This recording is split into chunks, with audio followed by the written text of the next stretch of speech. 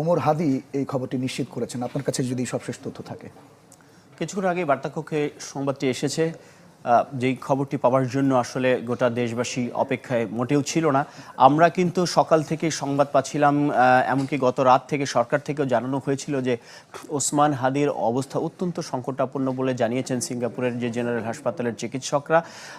এর প্রেক্ষিতে কিন্তু সরকারের পক্ষ থেকে প্রধান উপদেষ্টা সবাইকে ধৈর্য ধরার আহ্বান জানায় এবং আজকে সারাদিন এই ঘটনা আমরা খবর রাখছিলাম। আমরা জানছিলাম যে ওসমান হাদির আরও একটি সিটি স্ক্যান সম্পন্ন হয়েছে এবং তার মস্তিষ্কে অস্ত্রোপচারের জন্য পরিবারের পক্ষ থেকে অনুমতি দেওয়া হয়েছে। তার মাঝখানে একটি আলাপ আলোচনা হচ্ছিল যে ওসমান হাদিকে আরও উন্নত চিকিৎসার জন্য যুক্তরাজ্যে নেওয়ার পরামর্শ ছিল, কিন্তু তার যে শারীরিক সংকটাপন্ন অবস্থা, সেই অবস্থায় তাকে বিদেশে নেওয়ার মতো অবস্থা নেই। সেই মর্মে পরিবারের পক্ষ থেকে অস্ত্রোপচারের অনুমতি দেওয়া হয়, কিন্তু সবশেষ আমাদের কাছে খবর এলো যে ওসমান হাদি আর